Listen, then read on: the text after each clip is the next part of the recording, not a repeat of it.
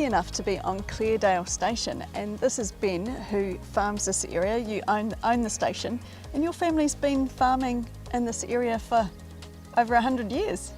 Yeah, the family's been here a long time, Shelley. Yeah, 100 years, and we'd like to be able to continue to be, farming in this area for that length of time. So it's a really nice place to farm.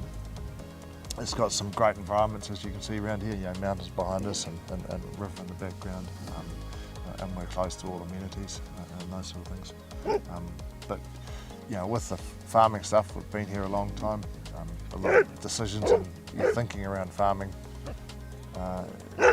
those consequences, those decisions take a long time to come forward. So you have to start thinking, long term when you're doing it, and understand the short-term changes, but also the long-term changes and actions of your decisions as you go on. Yeah, and really important that hopefully that your children can continue to farm here, so keeping that sustainable. And the environment's pretty challenging. The weather, very challenging indeed. So climate change is going to have a big impact on this farm.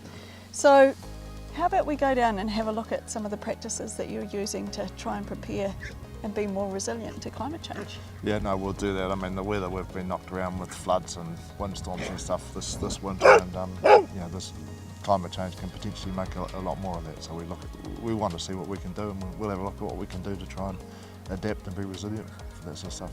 Yeah. Awesome. Go and do it. Okay. Well done.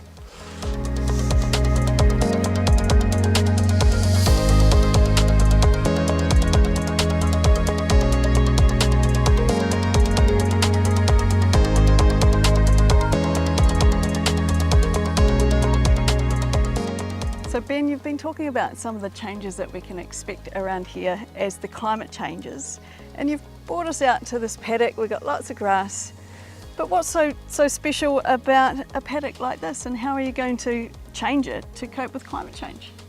Yeah, it's just grass, eh? Yeah. What are we going to do with that?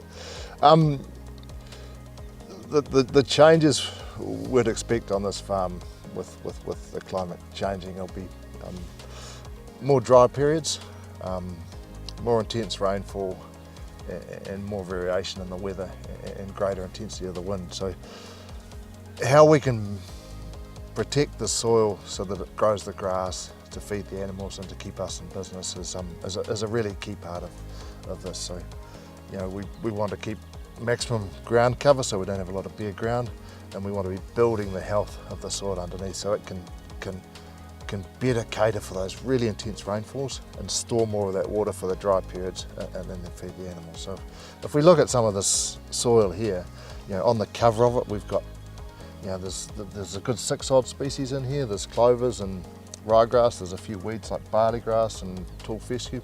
This is predominantly a tall fescue, a deeper rooting plant, so we're using deep rooted plants in the soil. And then if we look at the soil as we go under here, we can pull it up and see if we've got any life in the soil. See if we can find some earthworms. There's probably not that many straight up there, but there will be some in here somewhere surely. It's a really good structured soil. It breaks apart, it stays in its clumps and is free like that. It's not a fine soil, and that's one of the beauties of rotationally grazing with pasture. We'd like to have some more earthworms just in here where they're all gone, they're hiding. There's one. There's one there. Awesome. And so that's part of the life of the soil. And so if you've got a mixed pasture species and you're rotationally grazing your pasture, when the grass grows up, it puts roots down, and that's all this material that goes down into here to feed the life of the soil, improve the structure of the soil. It means that the water can get into it, it can stay in there, and it's more available for plants. Awesome, and it looks super healthy. So really that's your greatest resource around here, isn't it? That's what's keeping the farm going, so really important that we look after that.